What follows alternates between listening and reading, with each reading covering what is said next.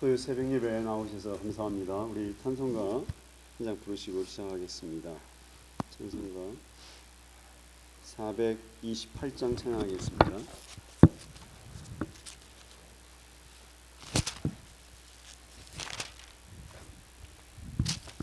428장 찬양합니다.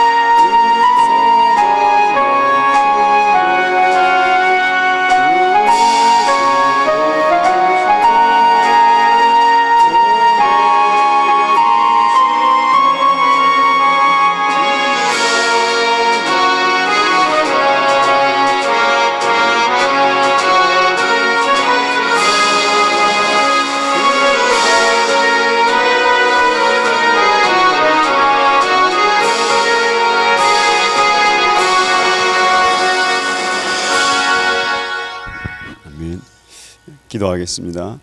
하나님 아버지 감사합니다. 주의 새 하루를 허락하셔서 감사합니다. 하나님 아버지 오늘 이 하루를 귀한 시간을 하나님의 말씀으로 시작하게 하시니 또한 감사합니다. 하나님 저희의 심령이 하나님의 말씀 위에 설 때에만 진정으로 하나님의 뜻을 분별하며 이 세대를 분별한다 하셨습니다. 아버지 하나님 우리의 심령 깊은 곳에 하나님의 말씀을 깨닫게 도와주시고 하나님의 말씀이 능력이 되어서 하나님 영의 눈을 뜨게 하시고 아버지 영육간에 분별할 수 있도록 도와주옵소서. 이 땅을 살아가면서 하나님의 말씀을 붙들고 진리의 기준을 붙드는 자들 되게 하여 주시길 기도합니다. 예수님 이름으로 기도합니다. 아멘. 오늘 요한계시록 21장이죠. 요한계시록 20장입니다. 요한계시록 20장 말씀 우리 같이 묵상하도록 하겠습니다. 우리 같이 읽어가도록 하겠습니다. 이게 중요한 본문에 해당되어서 요한계시록 20장 같이 읽겠습니다. 또 내가 보매 천사가 무저갱의 열쇠와 큰 쇠사슬을 그의 손에 가지고 하늘로부터 내려와서 용을 잡으니 곧 옛 뱀이요 마귀요 사탄이라. 잡아서 1000년 동안 결박하여 무저갱에 던져 넣어 잠그고 그 위에 인봉하여 1000년이 차도록 다시는 만국을 미혹하지 못하게 하였는데 그 후에는 반드시 잠깐 노일이라. 또 내가 보좌들을 보니 거기에 앉은 자들이 있어 심판하는 권세를 받았더라. 또 내가 보니 예수를 증언함과 하나님의 말씀 때문에 목 목배임을 당한 자들의 영혼들과 또 짐승과 그의 우상에게 경배하지 아니하고 그들의 이마와 손에 그의 표를 받지 아니한 자들이 살아서 그리스도와 더불어 1000년 동안 왕노릇하니 그 나머지 죽은 자들은 그 1000년이 차기까지 살지 못하더라. 이는 첫째 부활이라. 이 첫째 부활에 참여하는 자들은 복이 있고 거룩하도다. 둘째 사망이 그들을 다스리는 권세가 없고 도리어 그들이 하나님과 그리스도의 제사장이 되어 1000년 동안 그리스도와 더불어 왕노릇하리라. 1000년이 참에 사탄이 그 옥에서 놓여 나와서 땅의 사방 백성 곧 곡과 마국을 미혹하고 모아 싸움을 붙이리니 그 수가 바다의 모래 같으리라. 그들이 지면에 널리 퍼져 성도들의 진과 사랑하시는 성을 두루매 하늘에서 불이 내려와 그들을 태워버리고 또 그들을 미혹하는 마귀가 불과 유황 못에 던져지니 거기는 그 짐승과 거짓 선지자도 있어 세세토록 밤낮 괴로움을 받으리라. 또 내가 크고 흰 보좌와 그 위에 앉으신 이를 보니 땅과 하늘이 그 앞에서 피하여 간데 없더라. 또 내가 보니 죽은 자들이 큰 자나 작은 자나 그 보좌 앞에 서 있는데 책들이 펴 있고 또 다른 책이 펴졌으니 곧 생명책이라. 죽은 자들이 자기 행위를 따라 책들에 기록된 대로 심판을 받으니 바다가 그 가운데에서 죽은 자들을 내주고 또 사망과 음부도 그 가운데서 죽은 자들을 내주매 각 사람이 자기의 행위대로 심판을 받고 사망과 음부도 불못에 던져지니 이것은 둘째 사망 곧 불못이라. 누구든지 생명책에 기록되지 아니한 자는 불못에 던져지더라. 아멘. 네. 오늘 이 요한계시록 20장의 내용은 지금까지 여러분들이 요한계시록 살펴보신 모든 내용에 이제 연결되어서 종합되는 부분이고, 이 부분을 정확히 이해해 주셔야 내가 무엇을 믿고 있는지 우리가 정확하게 정리하실 수가 있습니다. 계시록 20장에 대해서 한 번이라도 익숙하셨다면 감사합니다만 이제 오늘 이게 다 처음이라고 생각하시고 저랑 같이 살펴보시면 될 것 같습니다. 오늘 20장에는요 4가지 이야기가 한꺼번에 다 나옵니다. 인류의 마지막입니다. 이제 지금까지 저희가 살펴본 내용들은요 어떤 고난들이 있고 7가지 전부 다 7가지 교회 얘기한 다음에 교회 시대 얘기하고 7가지 대접, 7인 뭐 이렇게 해서 나왔지 않습니까? 그 시대들은 전부 다 이제 7년 환란을 우리가 보면 되겠습니다. 그런 모습이라고 보면 되는데 지금 20장 1절부터 3절까지 한번 보세요. 여기서 하는 얘기는 무엇입니까? 지금 이제 마지막 때에 천사가 무저갱은 뭡니까? 이제 바닥이 없는 큰 동굴, 직역하면 그런 겁니다. 무저갱이니까. 그런데 이게 마지막 때에 그 사탄을 결박하는, 용을 잡지 않습니까? 옛뱀, 마귀, 사탄을 결박해서 묶어두는 무저갱이라고 지금 우리가 보고 있습니다. 그래서 어떤 이들은 그렇게 얘기합니다. 그 무저갱을 오늘날 블랙홀 있지 않습니까? 블랙홀 여러 개 있는데 블랙홀에 사탄을 하나님이 잡아 넣어 두셨다. 왜냐하면 그 빛도 빠져나오지 않는 곳이기 때문에 그렇게 얘기하기도 하지만 일리는 있고요, 타당성이 있고 그렇습니다. 그러나 그것이 맞았다 틀렸다 얘기하는 게 아니고 그만큼 그와 같이 무저갱의 의미가 아무도 빠져나올 수 없는 사탄을 결박한 곳입니다. 그 처음에 하나님께서 창조를 시작하실 때에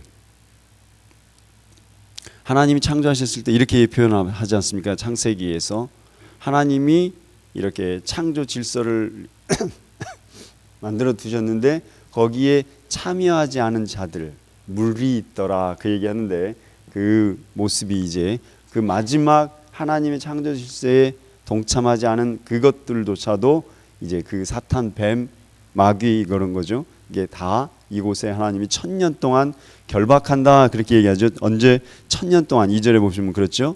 1000년 동안 무저갱에 넣어 잠그고 그 위에 임봉하여 1000년이 차도록 만국을 미혹하지 못하게 한다 이렇게 얘기하고 있습니다.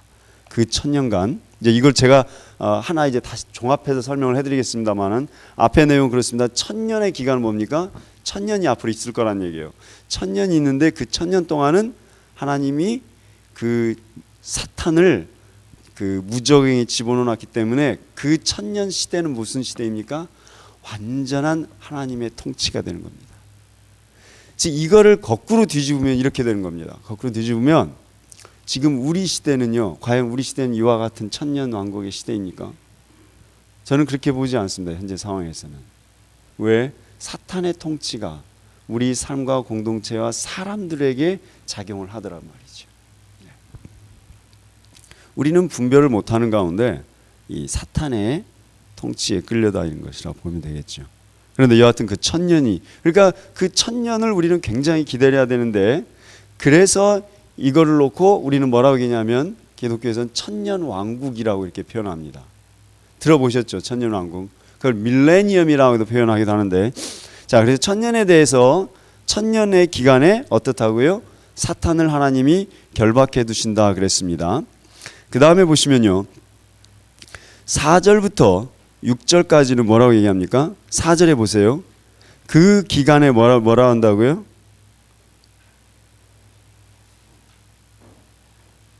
사절 한번 읽어보세요. 4절에 뭐라고 되어 있습니까?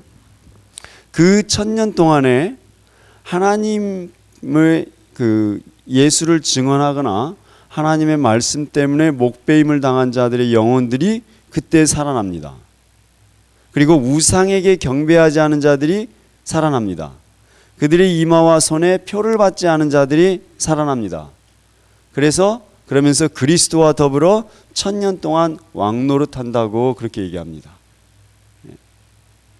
보이시죠?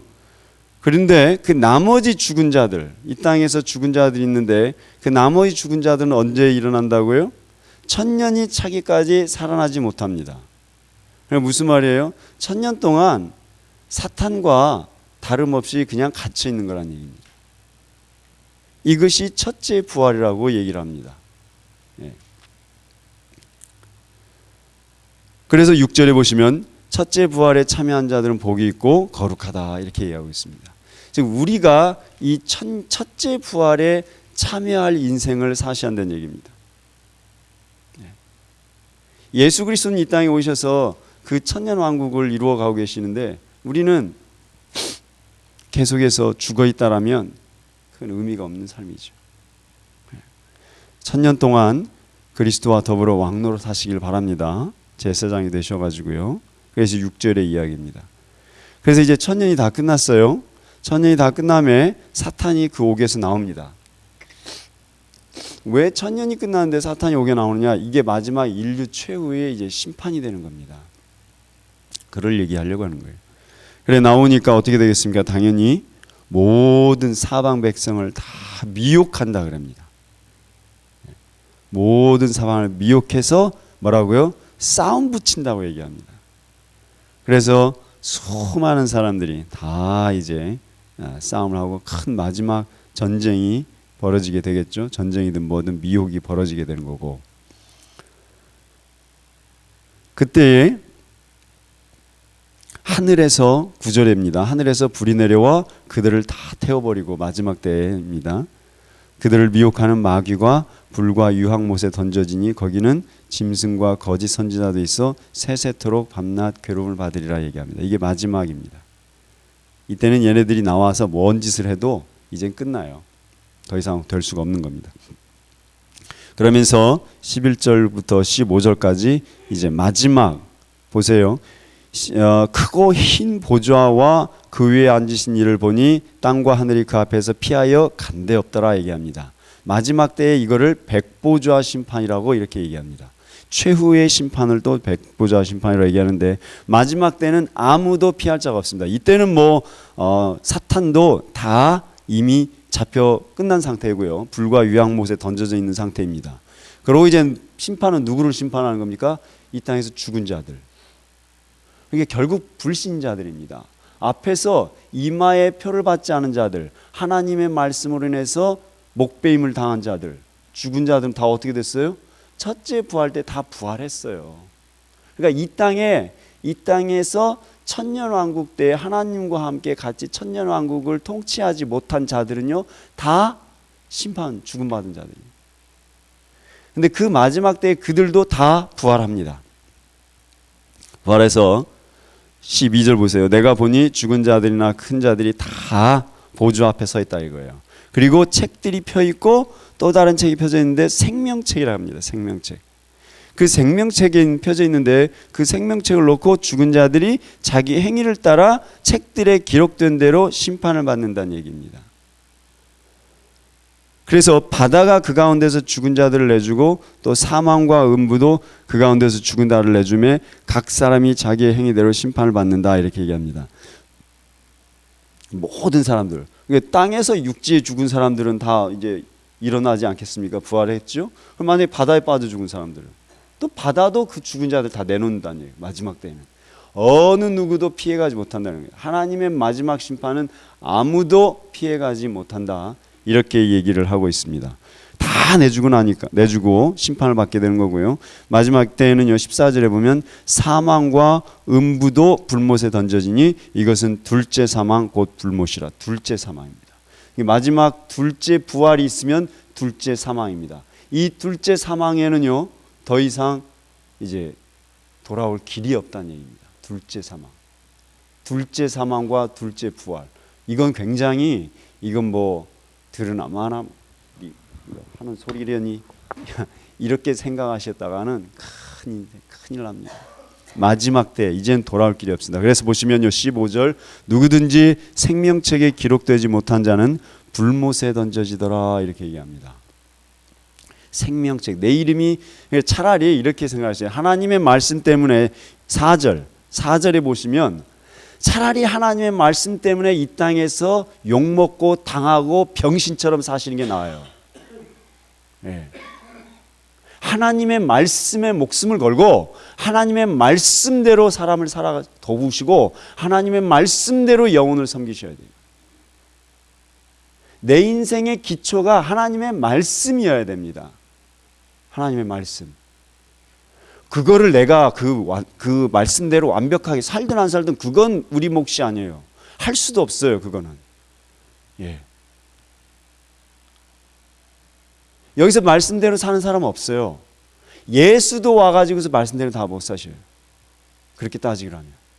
그게 평가 기준이 아니라 내가 말씀대로 살아가고자 이 땅에서 노력하느냐 안 하느냐입니다. 그것만 보면 됩니다. 차라리 그렇게 해서 세상 가운데서 멸시당하고 무시받고 목배임당하고 하나님 말씀 때문에 목배임당하고 하나님의 말씀을 증언했기 때문에 욕먹고 목배임당하고 소외되고 그것이 더 낫다 이겁니다. 예. 그렇게 해서 첫째 부활 때 일어나세요. 첫째 부활 때. 둘째 부활 때 일어나시면 어떻게 돼요? 그 생명책을 놓고 평가를 하신다는 얘기예요. 첫째 부활 때는 일어나면 끝이에요. 하나님과 같이 통치를 해요. 천년을. 그러나 둘째 부활 때는 일어나시는 50대 50이에요. 내가 생명책에 기록된 대로 평가받기 때문에 내가 생명책에 기록된 대로 평가받아서 살아날 수 있는 그 하나님 나라로 들려갈 수 있는 그런 인생을 사셔야 된다는 거거든요. 그러면 그게 어찌 될지 어떻게 알아요?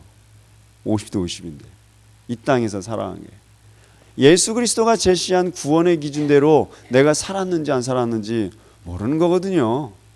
그러니 차라리 가장 안전한 건 뭐라고요? 말씀이라는 거. 말씀. 하나님의 말씀 때문에 하나님의 말씀을 증언하는 삶을 살았으면 그냥 첫째 부활에 참여하시게 된다는 얘기예요.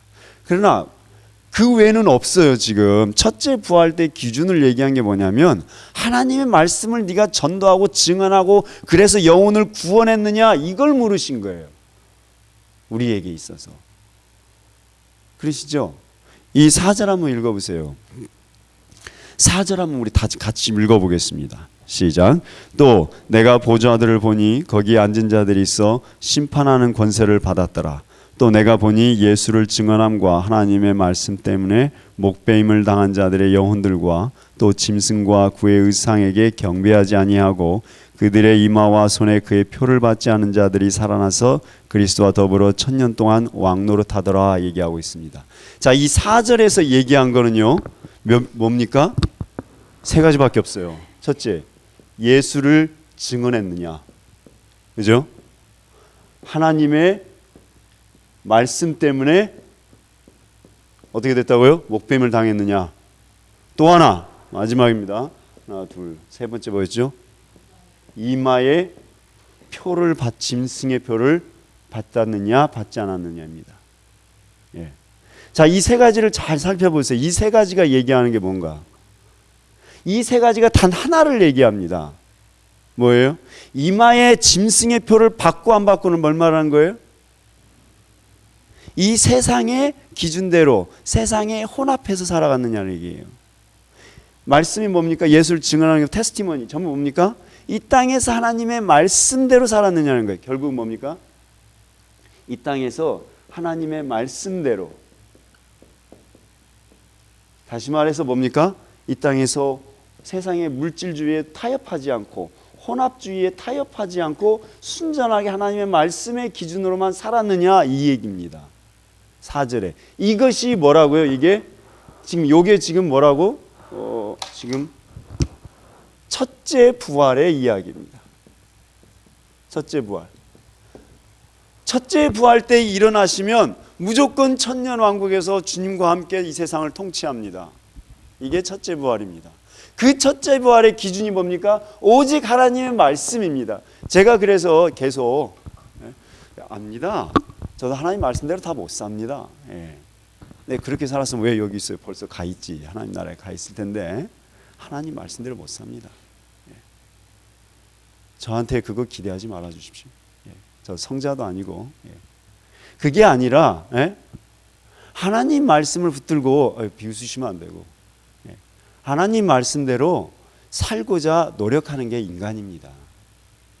예수 그리스도 이 땅에서도 그 육신의 몸을 입었기 때문에 말씀대로 다 못 사셨어요. 따지기로 하면 예수를 갖다 놔도 여기 부활이 안 돼요. 그거예요. 그렇다면 우리가 해야 될 거는 말씀을 몇 퍼센트, 평생 100% 믿고 살고, 그게 아니라 어찌하든지 말씀 붙들고 이 땅에서 타협하지 않고 혼합주의, 이 땅의 메모니즘, 물질주의에 젖어서 살지 않으려고 하시는 게 첫 번째 부활의 기준이라 그렇게 보시면 됩니다. 자, 이제 이걸 다 종합해서 정리하면 이렇습니다. 그 천년왕국, 밀레니엄이라고 얘기하는 그 천년왕국에 대해서 여러 가지 설이 있는데 저희 장로교인들, 기독교인들이 믿는 바가 무엇인지를 알고 계셔야 됩니다. 이제 이건 마지막 때이기 때문에. 그래서 정리를 해드립니다만 다 아실 필요는 없지만 하나만 잘 알고 계시면 돼요. 밀레니엄이라고 얘기하는데 천년왕국에 대해서 이 본문을 소화를 하는 본문이 네 가지 큰 생각을 갖고 계시면 됩니다. 첫 번째가 얘기하는 게 이 천년왕국에 예수 그리스도 재림을 기준으로 얘기합니다. 예수님이 천년왕국 전에 재림하신다. 그래서 전천년설이라는 게 있습니다. 전천년설. 천년 전에 예수님이 재림하신다. 이걸 프리밀레니엄이라고 얘기하죠. 프리밀레니엄 이렇게 이해하시면 됩니다. 전천년설 이렇게 얘기하고요. 예수님이 천년왕국 후에 임하신다. 그래서 후천년설 이렇게 얘기합니다. 당연히 포스트가 되는 거고요. 포스트 밀레니엄 이렇게 얘기하고 천년이 없다 이거예요. 예수 그리스도 재림이 천년이 아니라 그냥 예수 그리스도가 초림하면서 지금까지가 천년왕국이다 얘기하는 거예요. 지금도 우리가 천년왕국에 들어있다는 얘기예요. 그래서 그걸 무천년설이라고 얘기합니다. 무천년설. 그래서 없다 해서 어밀레니엄 이렇게 얘기합니다. 근데 이 전천년설은요 두 가지로 우리가 다시 이해를 합니다. 전천년설이 두 가지가 있습니다. 첫 번째는 역사적 전천년설이라는 게 있어요. Historic Premillennium. 나머지 하나는 세대주의 전천년설 이렇게 얘기합니다. 세대주의라는 거는 그 남부 기독교 펀더멘털리즘 세대주의를 얘기하는데 세대적 전천년설인데, 그런데 이제 기본적으로 그 가장 보편적으로 생각하는 우리 기독교인들이 보편적으로 생각하는 것이 우리가 믿고 있는 게 이 역사적 전천년설입니다. 이것이 가장 합당한 가장 성경의 기초에서 가장 문자적으로 해석을 하고 있는 역사적 전천년설입니다. 여러분들이 사실 모르는 가운데 믿고 있는 사실이 바로 이 역사적 전천년설입니다. 여러분이 지금 모르는 가운데 그냥 아무 정리하지 않고 그냥 이렇게 들어오셨기 때문에 뭐가 뭔지 모르시지만 지금 여러분들이 지금까지 이거를 들어오고 계신 거예요. 역사적 전천년설. 이 부분을 믿고 있는 사람들 교단들은 또 따로 있습니다. 그래서 그런 거 뭐 다 아실 필요도 없고 알아서 뭐 하시겠습니까? 내가 뭘 믿고 있는가만 이해하시면 됩니다. 네, 나머지 그러나 그렇게 생각하셔야 됩니다. 요 역사적 전천년설 외에 다른 걸 믿는다고 이단이라고 그러고 뭐 틀렸다라고 그러고 그러시면 안 된다는 거예요. 그런 사고가 아니라 나머지 사람들은 다 이유가 있어서 그렇게 믿는 거고요. 감리교는 사실은 어밀레니얼 무천년설에 해당이 되고 다 각각 다른 면이 있는데 이제 역사적 전천년설에 대해서 여러분 이제 정리를 우리 오늘 요한계시록 20장의 내용을 이제 다시 한번 쭉 정리를 해드립니다. 이제 이 인류사가 이렇게 됩니다. 예수님 하나님께서 인간을 창조하셨잖아요. 그게 이제 에덴 동산 아니겠습니까? 인류의 시작이 되었습니다. 인류가 시작되었는데 그 시작이 되면서 이제 구약 시대가 이루어진 거죠. 구약 시대가 이루어졌고 그 구약 시대가 계속 이루어지면서 어떻게 됩니까? 예수 그리스도가 이제 초림을 합니다. 예수 그리스도의 초림. 예수 그리스도가 초림하시고 나서 이제 교회 시대가 이루어집니다. 이게 교회 시대입니다. 교회 시대가 이루어지다가 여기에 대환란이 있게 됩니다. 우리가 요한계시록에서 이제 봐왔던 대환란의 내용들이 이제 이때 벌어지게 됩니다. 대환란이 벌어지고 나서 이제 바로 이제 그 다음에 이어지는 것이 이때 예수님이 다시 재림, 예수의 재림이 이루어지게 됩니다. 이때 예수가 재림할 때에 여기에서 어떤 현상이 나타납니까? 첫째 부활. 예수의 재림과 함께 이 시기에 첫째 부활이 이루어진다는 얘기입니다. 이렇게 첫째 부활. 첫째 부활이 이루어지고 나서 바로 여기에서 천년왕국이 이제 밀레니엄, 천년왕국이 이제 시작된다는 얘기입니다. 천년 동안 이루어지게 되고 이때 요 시기에 천년왕국이 다 끝나고 뭐가 된다고 그랬습니까? 이때 그 둘째 부활, 그 다음에 이때는 둘째 부활과 함께 뭐가 있다고요? 둘째 사망이 있게 되는 겁니다. 이때는 됐습니까? 그리고 나서 둘째 부활과 함께 이때 뭐가 이루어져요? 천년왕국이 끝나면서 이때 마지막 인류 최후의 백보좌 심판이 이루어진다는 얘기입니다. 네. 이게 여러분이 기독교인으로서 인류사에 대한 이해를 갖고 계셔야 하는 게 이겁니다. 우리 기독교 이게 중요합니다. 뭘로 시작했습니까? 창조로 시작했죠. 인류가 창조로 시작됐어요. 그렇죠? 분명히 시작이. 그 다음에 끝나는 게 뭘로 끝나요? 심판으로 끝나요. 다시 말하면 무슨 말이 있습니까? 시작했죠? 끝납니다. 인류 기독교의 사과는 뭐냐면요. 처음 시작해서 끝납니다. 절대로 다시 돌지 않습니다. 무슨 말이냐면요. 하나님이 기회는 얼마든지 주셔요. 그러나 마지막 끝이 있습니다. 이 기회를 주셨을 때 하나님의 말씀대로 듣고 행하고 기회를 주셨을 때 돌아서지 않으면 더 이상 없어요. 이게 기독교 사관입니다. 기독교 사관은 무서운 것입니다. 사실은. 뭐에게 있어서? 우리 영혼에게 있어서. 우리 육신이야 상관없어요. 다 똑같이 태어나고 다 똑같이 살다가 늙어가지고 끝납니다. 그렇기 때문에 사람의 육신에 관해서는 여러분 그 신경 쓰실 거 없어요. 뭐 피부가 늙고 말고 그거 다 알잖아요. 우리 다. 뭐 그거 가지고 뭐 어떻게 하실래요? 아니에요.